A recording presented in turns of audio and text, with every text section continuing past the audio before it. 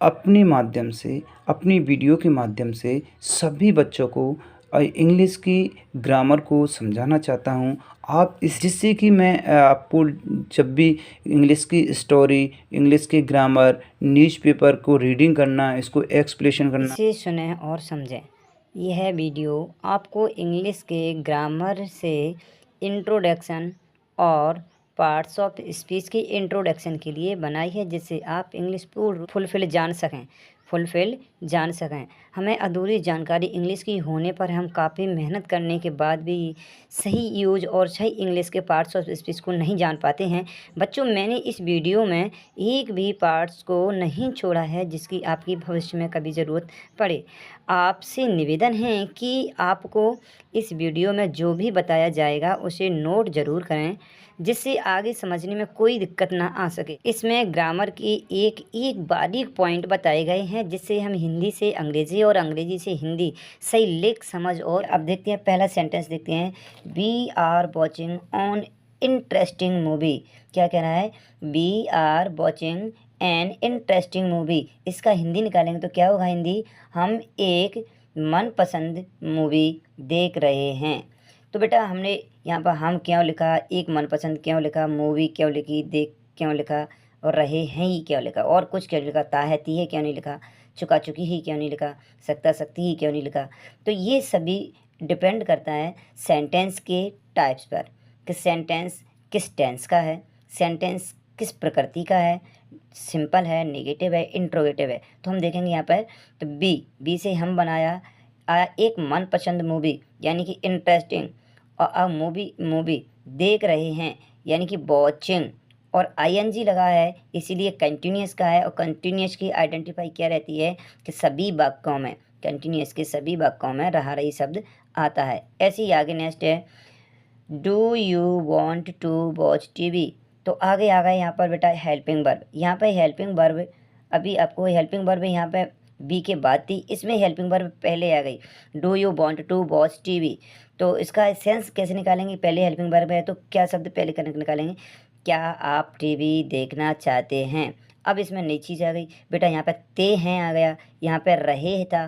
तो ये सभी चीज़ डिपेंड करता है सेंटेंस के टेंस पर, और डिपेंड करता है कि सेंटेंस कैसा है। तो ये सेंटेंस तुम्हारा कैसा है? इंट्रोगेटिव था, और ये इंट्रोगेटिव है, और ये तुम्हारा अफर्मेटिव था, इसीलिए इसमें क्या, कहाँ, कैसे शब्द नहीं आया। और आगे और देखते हैं, कम हेयर यानी कि कम हेयर, यहाँ आओ। अब हमने यहाँ आओ, इसमें तो ना तो आपको हेल्पिंग वर्ब दिख रही है, नहीं आपको बेटा इसमें सब्जेक्ट दिख रहा है। तो ऐसे सेंटेंस को हम ऐसे कैसे निकालेंगे? इसका इंग्लिश ये लिखा है, इसका हिंदी ऐसे निकाला है। तो मैं आपको इसीलिए बताना चाह रहा हूँ कि ये पार्ट्स ऑफ स्पीच यूज़ किए गए हैं, एक स्पेशल स्ट्रक्चर के अकॉर्डिंग यूज़ किए गए हैं, और इसके स्ट्रक्चर, ऐसे स्ट्रक्चर वाली सेंटेंस को क्या कहते हैं, और उसे ऐसे सेंटेंस को कैसे बनाते हैं, और इनकी हिंदी किस प्रकार से निकालते हैं। नेक्स्ट है, ही इज़ अ मैन और हूँ पजेसेस ग्रेट हॉनर्स। तो यह वह एक आदमी हैं जो बहुत सम्मानीय हैं, यानी कि वह एक आदमी है जो उसका जो अपने आप में बहुत सम्मानजनक आदमी है, जिसकी सभी लोग सम्मान करते हैं। तो बेटा यहाँ से एक सेंटेंस यहाँ पर है, ही इज़ अ मैन हूँ। तो ये हूँ शब्द है, ये रिलेटिव प्रोनाउन है, जो एक सेंटेंस को, ये कि यहाँ से यहाँ तक सेंटेंस है और ये कि यहाँ से यहाँ तक सेंटेंस है, इन दोनों को जोड़ने का काम करता है। तो ये क्लोज बनते हैं, तो इनका सेंटेंस का सेंस हम कैसे निकालना है। और ये WH वर्ड भी माना जाता है, हूँ को WH वर्ड भी माना जाता है, मीन्स इंट्रोगेटिव वर्ड भी माना जाता है। तो कब इसको रिलेटिव प्रोनाउन मानते हैं और कब इसे इंट्रोगेटिव वर्ड मानते हैं। तो ये चीज़ हम आपको इसलिए बता रहे हैं कि जिससे मैं आने वाली वीडियो में इन सभी चीज़ को, सभी सेंटेंस के पार्ट्स ऑफ स्पीच को अलग अलग करके बताने वाला हूँ। क्योंकि यहाँ पर है, ही है वो सब्जेक्ट है, इज हेल्पिंग वर्ब है, आर्टिकल्स है, मैन एक नाउन है, इसके बाद ये तुम्हारा रिलेटिव प्रोनाउन है, पजेसेस है, ग्रेट हॉनर्स है। तो ये क्या है, ये सब चीज़ का हम तुम्हें आने वाली वीडियो में पूरा कंप्लीट बताने वाले हैं। आगे लिखा, the door opened and my father was in the room. आगे रूम था बेटा, ये थोड़ा सा दिख नहीं रहा है मोबाइल में, थोड़ा सा मैंने सही सेटअप नहीं किया है इसका। तो इसमें लिखा है कि दरवाज़ा खोला और मेरे पापा अंदर थे। जैसे कि कोई बच्चा बाहर से आया होगा और आते ही उसने दरवाज़ा खोला तो उसने देखा कि उसमें पापा जी बैठे हुए थे। तो इसीलिए ऐसे सेंटेंस इसमें देखते हैं आप कि पहले एक काम कर दिया, दरवाज़ा खोल दिया, फिर अंदर गया, है ना? 2 काम थे और उसमें अंदर पापा जी थे। तो ऐसे सेंटेंस एंड से जोड़ दिए। तो यहाँ पे एंड क्या आएगा? एक कंजंक्शन आ गया। यहाँ पर ओपन एक तुम्हारी क्या है? मेन वर्ब है। द डोर क्या है? तुम्हारा नाउन है। और नाउन से ही मैंने आपको बताया है और बताता रहूँगा कि नाउन के द्वारा ही हम सब्जेक्ट और ऑब्जेक्ट बनाते हैं। आगे लिखा है माय फादर। यहाँ पे जो माय शब्द आया है वो क्यों आया है? और क्यों नहीं आया? अवर क्यों नहीं आया? देयर क्यों नहीं आया? तो ये माय ही यूज़, क्यों? मेरे के लिए माय आया है। तो ऐसे ही इनका यूज़ होता है। तो यूज़ ऑफ प्रोनाउन मैं आपको पूरा बताऊँगा। फिर यहाँ पे वॉज ही क्यों आया है? क्योंकि ये सेंटेंस पास्ट में था और पास्ट में हेल्पिंग वर्ब हम क्या लगाते हैं? वॉज लगाते हैं। जब सेंटेंस कौन-सा हो आपका फिर इसे कह सकते हैं हम सिंपल सेंटेंस हो। इनमें कोई भी सिंपल सेंटेंसों में कभी भी जो सब्जेक्ट रहता है कोई एक्शन नहीं करता है बल्कि उसके बारे में बताया जाता है। फिर इन क्यों आया? ये इन शब्द हैं। ऐसे कई शब्द होंगे जिन्हें हम प्रपोजिशन कहते हैं। द रूम, ये तुम्हारा द रूम वाला है। ये तुम्हारा इसमें नाउन आ जाता है। और द क्या है? आर्टिकल्स है। ये आर्टिकल्स द के आगे क्यों आया है? तो ये चीज़ मैं आपको बताऊंगा। We will go to the temple in the evening. आगे आया है, क्या आया है? हम शाम को मंदिर जाएंगे। तो बेटा यहाँ पर अभी देख रहे थे आया था, उससे पहले है आया था, इसके बाद आगे आ गया है। तो ये कैसे आए हैं? ये आए हैं टेंस की प्रकृति के आधार पर कि ये टेंस कौन सी का है, प्रेजेंट का है, पास्ट का है या फ्यूचर का है। तो मैं आपको आने वाली इसी वीडियो में ये बताऊंगा पूरा। और इससे पहले ये सेंटेंस के काइंड्स थे, कैसे कम यार कौन से सेंटेंस होते हैं, ये सेंटेंस हेल्पिंग वर्ब आगे आ जाती है तो ये कौन से सेंटेंस होते हैं, और इनमें ये सिंपल आते हैं तो ये कौन से सेंटेंस होते हैं, ये सभी चीज़ मैं आपको बताऊँगा। आगे है, अब यहाँ पे बी है, ये प्रोनाउन है ना?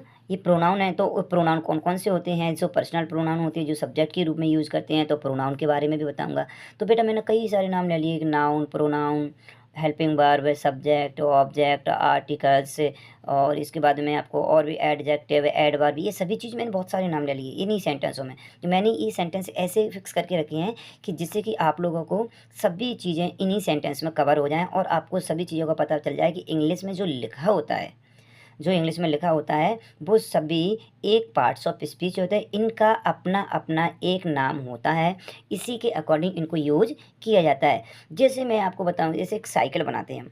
साइकिल बनाने के लिए क्या क्या ज़रूरत पड़ती है? पहले तो उनका फ्रेम होना चाहिए, फिर उनके लिए व्हील्स होना चाहिए। 2 व्हील्स लगते हैं आगे पीछे। बच्चों की हो तो 4 लगा देते हैं कि गिर ना जाए, तो एक छोटा एक बड़ा लेफ्ट राइट में। इसका हैंडल होना चाहिए, इसमें ब्रेक होना चाहिए, ब्रेक शूज होना चाहिए, उसमें सीट होना चाहिए, कुछ चीज़ रखने के लिए उसमें कैरियर स्टैंड सब कुछ होता है। और ये सब कंप्लीट मिलके क्या बन जाता है? एक साइकिल बन जाती है। ऐसे ही इतनी सारी चीज़ों को मिलाने के बाद ही हमारा क्या बनता है? एक सेंटेंस बनता है। ऐसे ही इनके अलग अलग नाम हैं, जैसे साइकिल के पार्ट्स के अलग अलग नाम होते हैं। बेटा साइकिल का एग्जाम्पल इसीलिए दिया है, ऐसा दुनिया में कोई भी इंसान नहीं है जो साइकिल को नहीं जानता हो, क्योंकि बचपन की शुरुआत हमारी साइकिल से ही होती है। और उसमें हम देखते हैं पैडल, ब्रेक, अच्छा शूज़, और आगे तो अब एक वकेट भी आने लगा है जो बच्चों के बैग्स वगैरह रखते हैं।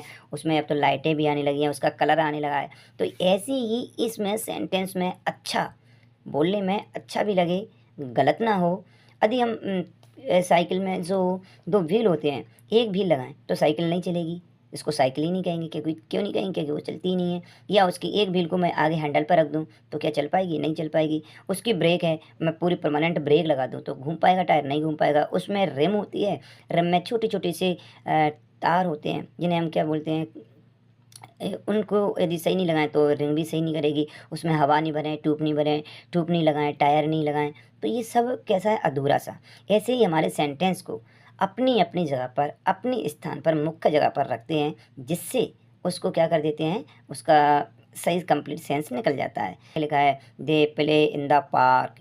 तो यहाँ पर दे क्या है? बे ही क्यों आया है? इसका सिंगुलर क्या होता है? सब्जेक्ट क्या होता है? सिंगुलर प्लूरल क्या होता है? वहाँ पे आप देखेंगे आईएनजी लगा है मेन वर्ब में, यहाँ पे देखेंगे मेन वर्ब में कुछ नहीं लगा है, यहाँ पे मेन वर्ब के बाद में टू लगा है। तो ये सभी चीज़ हम कब ध्यान देंगे? जब हम पढ़ेंगे तब पता चलेगा। यहाँ पे एक मेन वर्ब आई है, फिर दूसरी मेन वर्ब भी आई है, दोनों मेन वर्ब के बीच में टू लगाया है। तो ये सब चीज़ हम सीखेंगे आगे। The lion killed the deer. शेर ने हिरन को मार दिया। तो इस सेंटेंस में सब्जेक्ट कौन है, ऑब्जेक्ट कौन है, मेन वर्ब कौन है, मेन वर्ब को सब्जेक्ट कहाँ आएगा, मेन वर्ब कहाँ आएगी और ऑब्जेक्ट कहाँ आएगा, तो ये चीज़ हम फिर इसका हिंदी कैसे निकालेंगे, ये सब आगे हम सीखने वाले हैं। अब इसी का देखो, ये सेंटेंस पास्ट इंडेफिनिट का था। अब यहाँ पे आ गया the deer was killed by the lion, तो हिरन को शेर के द्वारा मार दिया गया। यहाँ पे और इसमें थोड़ा अंतर है, क्या सेंस एक ही निकल रहा है कि यहाँ पे कह रहा है कि शेर ने हिरन को मार दिया और यहाँ पे कह रहा है कि हिरन को शेर के द्वारा मार दिया गया। तो सेंस सेम है लेकिन इनको दो फॉर्मेट में अलग अलग में बनाया गया है। तो ये तुम्हारा टेंस का है और ये इसी टेंस का क्या बना दिया, पैसिव वॉइस बना दिया, इसीलिए इसके यहाँ पर के द्वारा लगा दिया गया है। और इसको कैसे यूज़ करना है ये सब मैं बताने वाला हूँ। Ram can learn English, Ram English सीख सकता है। इससे भी हमें बेटा ये पता चलता है कि यहाँ पर ये कैन वर्ब है, तो इस हेल्पिंग वर्ब को हम बोलते हैं मॉडल हेल्पिंग वर्ब। ये मॉडल हेल्पिंग वर्ब कितनी होती है वो सभी मैं आपको लिखाऊंगा और समझाऊंगा। अब देखते हैं नेक्स्ट आगे। बाद में आप इन चीज़ों को जब बुक में पढ़ोगे तो आपके कुछ भी समझ में नहीं आता आएगा, ना आया था, लेकिन मैंने अब आपको बता दिया। आप बुक से भी पढ़ सकते हैं तो आपकी समझ में आ जाएगा।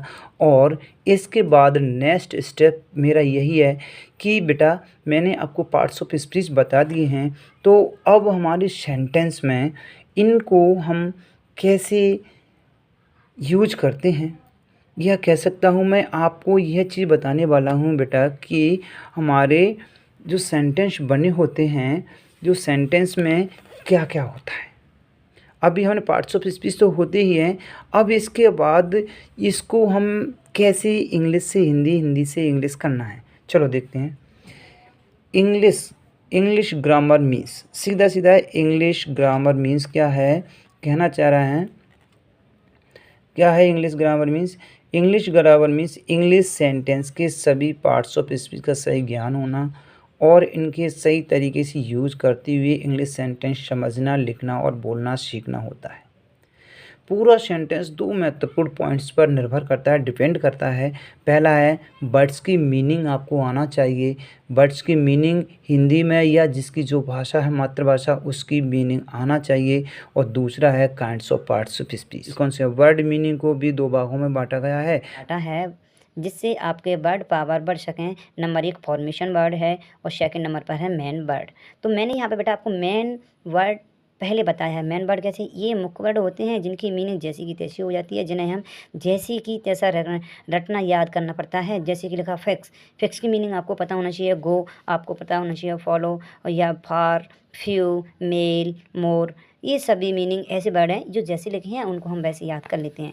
दूसरा आता है फॉर्मेशन वर्ड। फॉर्मेशन वर्ड में सबसे पहला आता है रूट वर्ड। यदि आपको रूट वर्ड की मीनिंग याद है तो आप पूरे सेंटेंस की, उसके पूरे वर्ड की मीनिंग अच्छे से याद कर सकते हैं। रूट वर्ड में कौन कौन से आते हैं, कैसे आते हैं, इनका थोड़ा सा यूज बता देता है। रूट वर्ड क्या होते हैं, जैसे कि रूट वर्ड है साइड, और इसका साइड का अर्थ होता है इंग्लिश में टू किल और हिंदी में मौत से या मृत्यु से संबंधित होता है टू किल यानी साइड। इसीलिए बना है होमिसाइड, सुसाइड और पेट्रीसाइड। ऐसे कई जितने भी साइड वर्ड लगाए तो ये समझिए आप वो मौत से संबंधित शब्द हैं और इनका सेंस आप मौत से संबंधित, मृत्यु से संबंधित निकाल सकते हैं। ऐसे ही रूट वर्ड से ही 10-20 हज़ार सेंटेंसों के सेंस, वर्ड मीनिंग ज्ञात कर सकते हैं, यानी कि याद कर सकते हैं। दूसरा फॉर्मेशन वर्ड के लिए क्या यूज करते हैं हम, प्रीफिक्स शब्द। प्रीफिक्स कौन से शब्द होते हैं, जिन लिखा है स्पष्ट लिख दिया है, क्या लिख दिया है, जिन्हें हम आगे जोड़ देते हैं वो प्रीफिक्स होते हैं। जैसे कि यूज में हमने जोड़ा री, तो कौन सा शब्द बन गया, रीयूज। री का अर्थ अलग होता है, री माने पुनः। यहाँ पर अन और लॉक, तो क्या होगा, अनलॉक। एक पहला शब्द था लॉक, किसी को लॉक कर देना, और अनलॉक कर देना यानी किसी को खोल देना। यानी कि हम प्रीफिक्स को आगे जोड़ के शब्द की मीनिंग बना सकते हैं। ऐसे साइड जोड़ के हमने होमिसाइड, सुसाइड शब्द जोड़ दिए तो ये तुम्हारा बन गया। दूसरा है डिसलाइक। पहले डिस जोड़ा किसमें, लाइक में, तो कैसा हो गया, डिसलाइक। इम जोड़ा एज में, इमेज हो गया। पहले लाइक था, डिस लगा दिया तो डिसलाइक हो गया, यानी कि हम इसे पसंद नहीं करते हैं। कौन सा बेटा, सफिक्स। सफिक्स पता है, इन वर्ड्स को मेन या रूट वर्ड में पीछे जोड़ा जाता है। अभी हमने जोड़ा था वो क्या था, प्रीफिक्स, प्री माने पहला, और पहले जोड़ते हैं वो प्रीफिक्स, और आगे पीछे जोड़ते हैं वो सफिक्स। सफिक्स जुड़ा होता है शब्द बेटा सप्लीमेंट्री। सप्लीमेंट्री कब होती है? जब पेपर आपका पूरा नहीं हो पाता पास, तो दोबारा से देना पड़ता है वो सप्लीमेंट्री। जैसे कि हेल्प, हेल्प में क्या लिख दिया? फुल, तो हेल्पफुल। हेल्प की मीनिंग अलग थी, हेल्पफुल की बेटा मीनिंग अलग हो गई। इल मीन्स बीमार होता है, और नेस लगा दिया तो इलनेस हो गया, है ना। गो, ING जोड़ दिया, गोइंग। बॉय, बॉय में एस जोड़ दिया, वॉइस हो गया। और भी हमारे वर्ड्स होते हैं, जैसे कि मैंने लिखा है एंटोनिम्स, सिनोनिम्स, होमोनिम्स, पैरानम्स, और फ्रेजल वर्ब और इडियम्स होते हैं। तो ये सभी वर्ड्स होते हैं जिनके माध्यम से हम शब्दों की हिंदी बहुत अच्छे से, सेंटेंस की हिंदी हम निकाल। सफिक्स से जोड़ने के क्या होते हैं? रूल्स होते हैं। आगे नोट में क्या लिखते हैं? ये बहुत इंपॉर्टेंट होता है। क्या? कभी कभी किसी भी मीनिंग में पाए जाने वाले वोवल्स को बदलने के बाद वर्ड्स की प्रकृति भी बदल जाती है। यानी कि कोई भी वर्ड बदलना है तो उसका वोवल्स को बदल देंगे तो उसमें भी कोई चेंजिंग आ जाएगी। और यहाँ पर दो चीज़ लिखी हैं। नेक्स्ट है क्या लिखा है? Part of speech. क्या लगा? Part of speech in sentence. अब सेंटेंस के पार्ट्स ऑफ स्पीच तो हम समझेंगे, लेकिन सबसे पहले देखेंगे सेंटेंस के पार्ट। सेंटेंस कितने हिस्सों में बांटा है? लिखा है ना, part of sentence. We will go to the temple in the evening. क्या है? We will go to the temple in the meaning. तो ये बेटा कितने भागों में बांटा? दो भागों में। ओनली कितने में? दो में। एक सब्जेक्ट है और एक प्रिडिकेट है। सब्जेक्ट, जो सब्जेक्ट या किसी भी सेंटेंस में काम करता है, एक्शन करता है, या जिसकी विशेषता बताई जाती है, वही सब्जेक्ट होता है। उसके बाद बचा हुआ पूरा हिस्सा होता है बेटा यहाँ तक, यहाँ से हेल्पिंग वर्ब से लेकर के लास्ट तक कुछ भी हो जाए, कुछ भी मीन्स बचे हुए पार्ट्स ऑफ स्पीच आ जाएं, वो सभी के सभी प्रेडिकेट को बनाते हैं। प्रेडिकेट के लिए मैंने लिखा है, सब्जेक्ट तो मैंने बता दिया। प्रेडिकेट की ये क्या है? सब्जेक्ट को छोड़कर जो बचता है वो सभी प्रेडिकेट होता है। सब यहाँ पे लगा subject. Subject noun, pronoun, gerund और टू इन्फिनेटिव वर्ब का बना होता है। यानी कि चार चीज़ का बना होता है, या तो नाउन होगा, या प्रोनाउन होगा, या फिर जेरेंड होगा, या इन्फिनेटिव होगा। दूसरा प्रेडिकेट। प्रेडिकेट में helping verb, main verb, noun, pronoun, adjective, adverb, articles, preposition, conjunction आदि जितने भी पार्ट्स ऑफ स्पीच जो भी पार्ट्स आते हैं वो सभी के सभी क्या हो जाते हैं। अब देखते हैं सेंटेंस के पार्ट्स ऑफ स्पीच क्या कह रहा है। देखो, ध्यान से सुनो और इस चीज़ को समझो। दुनिया के किसी भी सेंटेंस या पैराग्राफ में ओनली 8 पार्ट्स ऑफ स्पीच होते हैं। इनका पहला नाम है noun, pronoun, adjective, verb, adverb, preposition, conjunctions और इंटरजेक्शन। सभी पार्ट्स ऑफ स्पीच के एग्जाम्पल दिए गए हैं, देखते हैं। फर्स्ट है नाउन। किसी का नाम, वस्तु का नाम, स्थान का नाम, जंतुओं के नाम व भावनाओं के लिए किए गए वर्ड्स, मीनिंग, जो वर्ड्स होते हैं उन्हें हम नाउन कहते हैं। यही नाउन होते हैं। ये नाउन 4 प्रकार के होते हैं: common noun, proper noun, collective noun, material noun और एब्स्ट्रैक्ट नाउन। बेटा इनमें जो कॉमन नाउन है, बुक है, चेयर है, किंग, गर्ल्स, बॉय एक्सेट्रा है। और प्रॉपर में जब किसी का प्रॉपर नाम लिया जाता है तो वो प्रॉपर नाउन में आता है। कलेक्टिव ऐसा नाउन होता है जो किसी भी समूह के लिए एक नाम होता है। जैसे पुलिस है, पूरी दुनिया की कहीं पे भी पुलिस हो तो एक पुलिस के लिए नहीं, सभी के लिए पुलिस कहा जाता है। तो सभी पुलिस ग्रुप को, ऐसे आर्मी है, सभी आर्मी को एक ही शब्द देते हैं, आर्मी। ऐसे ही ये सभी शब्द दिए गए हैं। सभी आपको दिख रहे होंगे, भीड़ या क्राउड है, नेशन है यहाँ पर, और फैमिली है, आर्मी है, पुलिस है, ये सभी कलेक्टिव नाउन है। मटेरियल नाउन में कौन कौन से आते हैं? जो आपके नापने के लिए आते हैं, या जितनी भी मेटल्स, नॉन मेटल्स होती हैं, वो सभी तुम्हारी किस में आती है? मटेरियल नाउन है। जैसे water, milk, mud, silver, gold etcetera. इसके बाद एब्स्ट्रैक्ट नाउन होता है, honesty, purity, bravery, wisdom etcetera. ये तुम्हारी एब्स्ट्रैक्ट नाउन होता है। फिर होता है प्रोनाउन। वो शब्द होते हैं, इन्हें हम नाउन के स्थान पर यूज करते हैं जब नाउन ना हो तो। कि जब भी सेंटेंस में सब्जेक्ट बनाया जाता है, तो जब सब्जेक्ट में सेंटेंस में जब भी सेंटेंस को बनाया जाता है तो उसमें जो सब्जेक्ट होता है नाउन होता है। यदि नाउन नहीं होता वहाँ पर तो हम प्रोनाउन को यूज़ करते हैं जो सब्जेक्ट का काम करता है। ये कितने प्रकार के होते हैं? पर्सनल प्रोनाउन जब किसी इंसानों के लिए यूज़ करते हैं, जैसे I, we, he, she, you, they etcetera. और पजेसिव प्रोनाउन जब किसी चीज़ को अपना बताना हो, मेरा है, उसका है, तुम्हारा है, तभी उस टाइम हम इन पजेसिव प्रोनाउन को यूज़ करते हैं। रिफ्लेक्टिव नाउन या एम्फेटिक प्रोनाउन जब कह सकते हैं माई सेल्फ, मैंने खुद ने ऐसा किया है, मैंने खुद ने, उसने खुद ने, तब हम रिफ्लेक्सिव प्रोनाउन या एम्फेटिक प्रोनाउन यूज़ करते हैं। इनडेफिनिट प्रोनाउन कौन से होते हैं? नन, सम, एनी, ऑल, यानी कि इसमें ये निश्चित पता नहीं रहता है कि जैसे कि कुछ पानी है, नेक है, कम है, ज़्यादा है, बहुत है, ये कन्फर्म नहीं रहता कि निश्चित कितना होता है। बहुत तो बहुत होता है, तो ये ऐसे ही होते हैं, तो इन्हें कहते हैं इनडेफिनिट।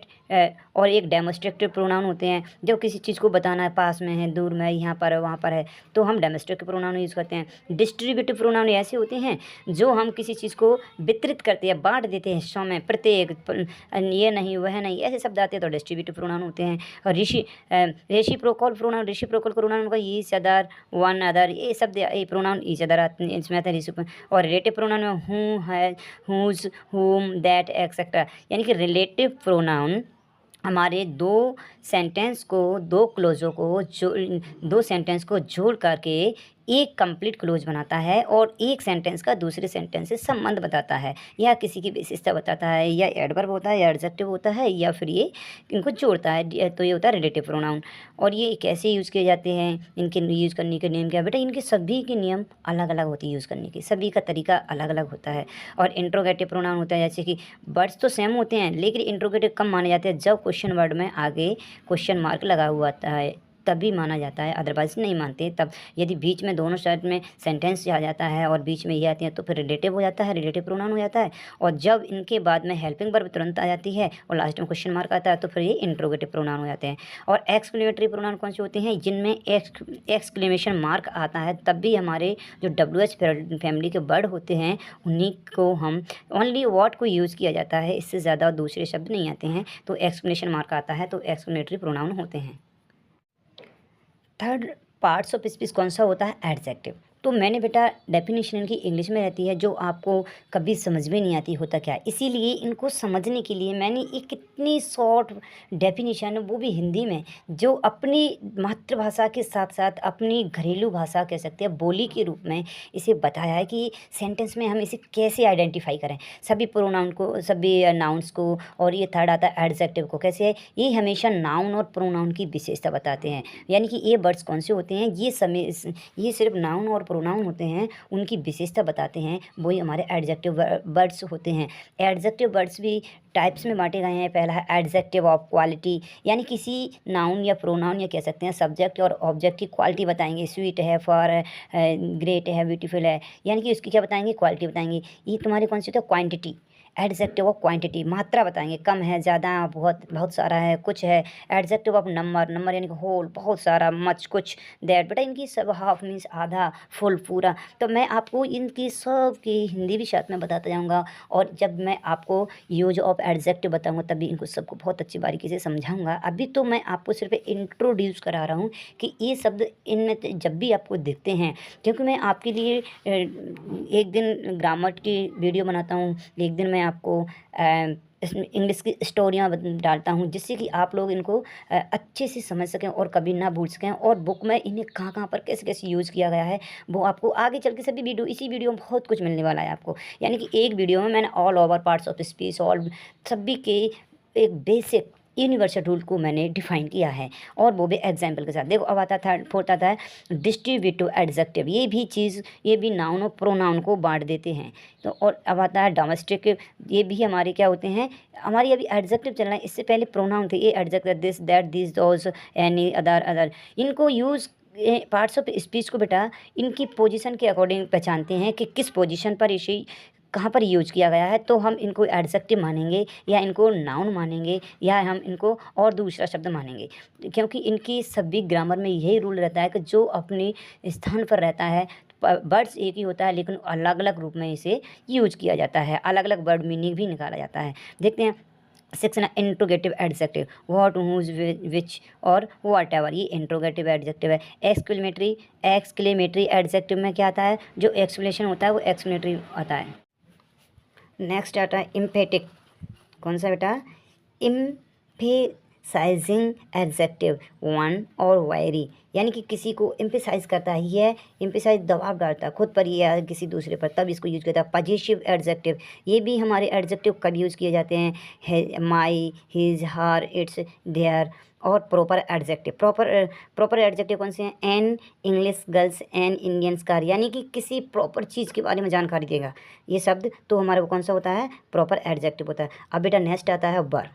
वर्ब में क्या है, देखो सिंपल भाषा में बताया, वैसे बच्चे बहुत परेशान हो जाते हैं, कुछ समझ भी नहीं पाते। क्या लिखा है, सब्जेक्ट के कार्य या एक्शन, स्टेट या टेंस बताने वाले शब्द या ऐसे शब्द होंगे हिंदी में जिनमें हम ना जोड़कर समझ सकते हैं, और इंग्लिश में होंगे तो इंग्लिश में ये वर्ड तुम्हारे हेल्पिंग वर्ब के बाद मोस्टली मिलते हैं, और साथ में उनकी फॉर्म से हम पहचानते हैं, फर्स्ट फॉर्म है, सेकंड फॉर्म है, या थर्ड फॉर्म है, या फिफ्थ फॉर्म है, या ये 5 फॉर्म होती हैं, या जेरेंड फॉर्म है, या टू इन्फिनिटिव फॉर्म में है, तो ये वर्ब से आती हैं। वर्ब्स को वैसे बांटा गया है। देखो बेटा, मैं आपको किताबी भाषा जो ग्रामेटिकल बताते रहते हैं सभी जगह, मैंने कई सारी वीडियोज़ देखी हैं, कई सारे टीचर कोचिंग पर जाता हूँ, तो किताबी भाषा में बताते रहते हैं जिसे हम बिल्कुल भी समझ नहीं पाते।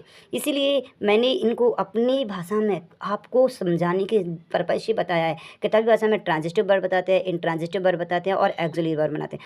ट्रांजिटिव वर्ब वो होती हैं जिनमें सीधी बात है ऑब्जेक्ट की ज़रूरत पड़ जाती है, और इंट्रांजिटिव वर्ब वो होती है सेंटेंस में ऑब्जेक्ट नहीं हो तब भी हमारे सेंटेंस का सेंस कंप्लीट निकल जाता है। इनमें सेंटेंस में यदि ऑब्जेक्ट नहीं होता है तो हमारे सेंटेंस का सेंस कंप्लीट नहीं निकलेगा। थर्ड आता है एक्सिलरी वर्ब। जो ऑक्सिलरी वर्ब होते हैं बेटा, ऑक्सिलरी वर्ब होती हैं, इन्हें ही हम हेल्पिंग वर्ब बोलते हैं, जिनमें मॉडल हेल्पिंग वर्ब भी आ जाती हैं, और इनमें टेंस की हेल्पिंग वर्ब भी आ जाती हैं, इनमें हम कह सकते हैं पैसिव की हेल्पिंग वर्ब भी आ जाती हैं। सभी प्रकार के सेंटेंस बनते हैं, उनमें लिंकिंग वर्ब होती है तो वो भी हेल्पिंग वर्ब के रूप में आ जाती हैं, तो ये सभी हेल्पिंग वर्ब आ जाती है। बेटा मैं इनको आपको फिर बताऊँगा। बेटा आपको मैं एक पार्ट्स ऑफ स्पीच को समझने के लिए सेंटेंस के इंग्लिश के सेंटेंस में या हिंदी के सेंटेंस में समझने के लिए अपनी एक सरल भाषा में परिभाषाओं को बताया। ये हम कह सकते हैं किताबी भाषा में हम इसकी परिभाषा नहीं लिख सकते, बट आप अपने दिमाग में सेंटेंस से इसे आइडेंटिफाई कर सकते हैं 100%।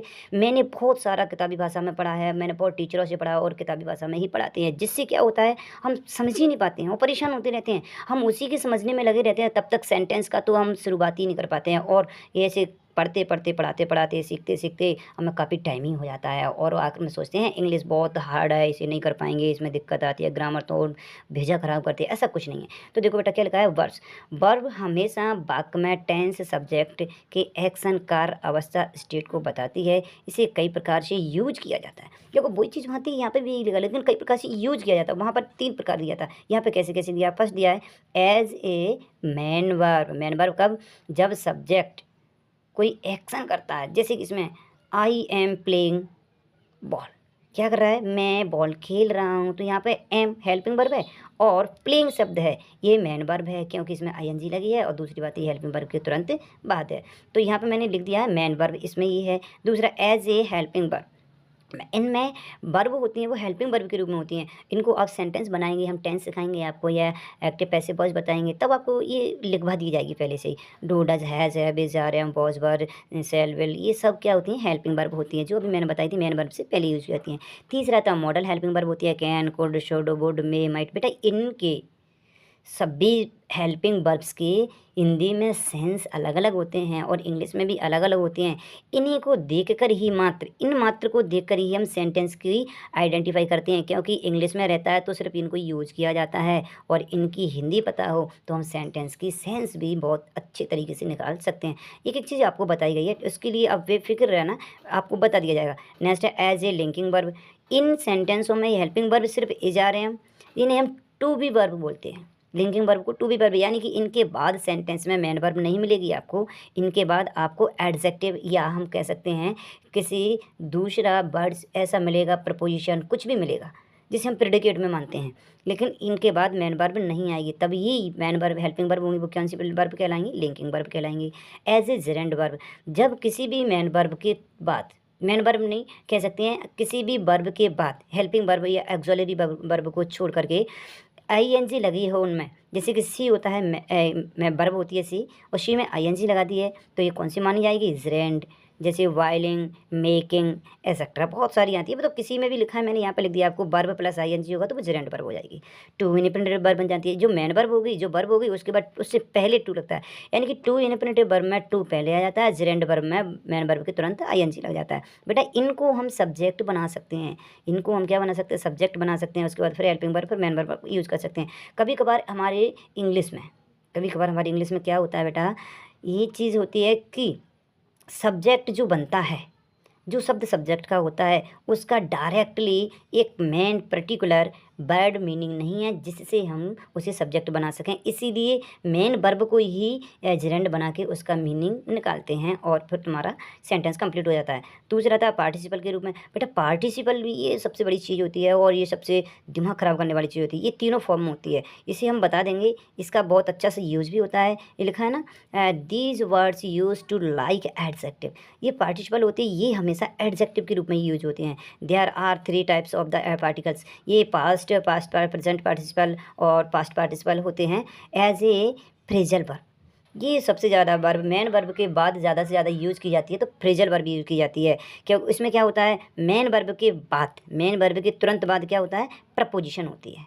जैसे कि take off, makeup, made of, walk off, ऐसे शब्द बहुत सारे मिलेंगे। वॉक ऑफ, तो ये दोनों शब्द मिले हैं, यहाँ पर वॉक है, यहाँ पर अप है। जब इन्हें तुम आप बार बार पढ़ोगे, बार बार समझोगे तो अपने आप समझ जाओगे ये फ्रेजल वर्ब है। इनका भी विशेष यूज होता है कि ये टेंस के अकॉर्डिंग आगे वाला जो मेन वर्ब होती है, जो मेन वर्ब होती है उसी में हम चेंज करते हैं। फिर कह सकते हैं प्रेजेंट में होगा तो इसमें ऐसा ही ऐसे लगा देंगे, प्रेजेंट इंडेफिनिट में। कॉन्टीन्यूअस में होगा तो आईएनजी लगा देंगे, पास्ट इंडेफिनिट में होगा तो सेकंड फॉर्म लगा देंगे, और परफेक्ट में यूज हो रही होगी तो हम ऐसे थर्ड फॉर्म लगा देंगे। और ऐसे ही हम इनमें कह सकते हैं ऐसा ही एस प्रेजेंट इंडेफिनिट में लगा देंगे। तो कह सकते हैं मेन वर्ब का यूज भी इस प्रकार से करते हैं। ये हमेशा एडजेक्टिव वर्ब और एडवर्ब की विशेषता बताते हैं, और ये कहना है एडवर्ब की बात है, सॉरी।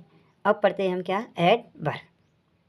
एडवर्ब का काम क्या रहता है? ये थोड़ा सा डिफ़िकल्ट है, ज़्यादा नहीं है, सिर्फ इनकी पोजीशन को लेकर के डिफ़िकल्ट है। क्यों है भाई? क्योंकि इनकी पोजीशन एडजेक्टिव होते हैं, जो एडवर्ब होते हैं वो सबसे आगे भी आ जाते हैं, सबसे लास्ट में भी आते हैं, और सेंटेंस के बीच में भी आते हैं। यानी कि ये सेंटेंस में आगे, बीच में और पीछे आते हैं। आगे आता है तो ये कह सकते हैं एडवर्ब तुम्हारा मोस्टली टाइम को बताने वाला होगा, और बीच में आ गया तो समझो आपकी मेन वर्ब की विशेषता बताने वाला होगा। और तीसरा है एडवर्ब, जो लास्ट में भी होगा वो भी टाइम वाला भी हो सकता है, प्लेस वाला भी हो सकता है। तो हम टाइप भी पढ़ेंगे इसके, तो इसकी सीधी भाषा में हम बताएंगे कितना कि एडवर्ब एडजेक्टिव, एडवर्ब एडवर्ब की विशेषता, और एडवर्ब वर्ब की विशेषता बताता है, जो होती है एडवर्ब होते हैं। हमने सबसे पहले पढ़ा था एडजेक्टिव, तो एडजेक्टिव ओनली नाउन और प्रोनाउन की विशेषता बताता है, लेकिन एडवर्ब किसकी बताता है? एडजेक्टिव की, वर्ब की और एडवर्ब की बताता है। ये भी कई प्रकार के होते हैं, देखते हैं। वैसे इनको 3 काइंड्स में बांटा है, सिंपल, इंट्रोगेटिव और रिलेटिव, लेकिन हम इनको और डिटेल में जाएंगे तो और ज़्यादा आपको मिल जाएंगे। बेटा अभी हमने पढ़ा था कि एडवर्ब 3 टाइप्स के होते हैं। सो सबसे पहले आता है सिंपल एडवर्ब। सिंपल एडवर्ब में कौन सा? टाइम वाला, जो टाइम को बताएंगे वो वर्ड होंगे, वो टाइम एडवर्ब होंगे, एडवर्ब ऑफ टाइम, जो टाइम की इंडिकेट करेंगे। Daily, today, tomorrow. बेटा टाइम के कब ज़्यादा नहीं 100+ एडवर्ब होंगे जो आपको ये बताएंगे, लेकिन अभी मैंने आपको कम कम 2-2, 5-5, 4 ऐसे एग्जाम्पल के तौर पर बताए हैं, जिससे कि आप इनको बिल्कुल से इजीली आपको जो पढ़ लेते हैं तो आप समझ जाएंगे कि किस चीज़ को बताना चाहते हैं। दूसरा प्लेस, जो प्लेस को बताएंगे, जैसे कि नियर, डियर, ओल्ड, अवे, फार। नंबर को बताएंगे, कम है, ज़्यादा है, बहुत है, ज़्यादा नहीं है, तो ये क्या है? अगेन तो ये क्या बताएंगे? नंबर। मैनर्स को बताएंगे, कितना मैनर्स है, अच्छा है, बैल है, 10, इसको 10 पढ़ते हैं, 10 इसको शो पढ़ेंगे। और क्वालिटी, क्वालिटी में क्या है? कैसा है, अच्छा है, काफ़ी है, छोटा है, क्वालिटी बता रहे हैं, बड़ा है, बहुत ज़्यादा है। अफर्मेटिव में कैसे होंगे? अफर्मेटिव और निगेटिव होंगे, yes, no, not, perhaps, really. तो ऐसे शब्द क्या होते हैं तुम्हारे? अफर्मेटिव और निगेशन। जो निगेशन वर्ड्स होते हैं ये भी बहुत काम के हैं। और लास्ट है आपका interrogative. Interrogative why, when, where और हाउ। और रिलेटिव एडवर्ब होते हैं व्हेन और वेयर, ये रिलेशन बताते हैं। प्रपोजिशन और कंजंक्शन, ये लास्ट सेकंड है, ये लास्ट है। प्रपोजिशन क्या कहते हैं? देखो बेटा प्रपोजिशन सबसे ज़्यादा कंफ्यूज करती है, और इनकी बस इतना समझिए कि सेंटेंस में ऊपर नीचे, दाएं बाएं, आगे पीछे, नीचे, उसके बगल में, ऐसे शब्द आते हैं ना, पर, नीचे, ऊपर, आगे, पीछे, तो इन सभी के लिए एक स्पेशल वर्ड होता है। वही वर्ड तुम्हारा क्या आंसर कहलाता है? प्रीपोजिशन कहलाता है। To, of, far, about, from, near, in, into, after, with, etcetera. ऐसे बहुत मिलेंगे। प्रत्येक का यूज बेटा, प्रत्येक के रूल अलग अलग हैं यूज़ करने के, इसीलिए लेकिन इनकी हिंदी में आपको लिखा दूंगा, साथ में आपको बताऊंगा जिस दिन में प्रपोजिशन चैप्टर आ जाएगा। आज मैं आपको बार बार बता रहा हूँ कि मैं सिर्फ आपको इंट्रोड्यूस करा रहा हूँ, जिससे कि आने वाली वीडियो में और आने वाले टाइम में हम इनको अच्छे से समझ सकें। ये सर क्या लिखा रहा है, ये क्या आ गया, लेकिन इनको सबको बहुत बेहतर तरीके से आपको रटना होगा, इनके नाम रटना होगा। ये एडवर्ब आ गया, ये प्रपोजिशन आ गया, ये कंजंक्शन आ गया, ये कौन सा है, ये सब एक एक चीज़ आएगी। नाउन है, प्रोनाउन है, क्या है, कंजंक्शन आती हैं।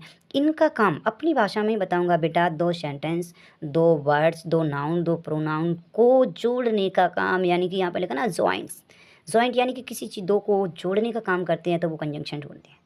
जो जंक्शन होते हैं ना हमारे स्टेशन पर, तो वहाँ पर एक ट्रेन वहाँ तक जाती है, यहाँ से दूसरी ट्रेन में आपको जाना होता है, यानी कि एक ट्रेन के रूट को दूसरी ट्रेन से वो रूट जुड़ जाता है, इसीलिए उसे जंक्शन कहते हैं। ऐसे ही है कंजक्शंस, है ना। ये भी 3 प्रकार के कोऑर्डिनेट कंजक्शंस, एज, आइदर, और, yet, so, while, what, etcetera. और इसमें ये और सब ऑर्डिनेट में कौन से है? That, where, as, so, that, unless आते हैं। कोऑर्डिनेट में व्हेन, वेयर, ये शब्द आते हैं।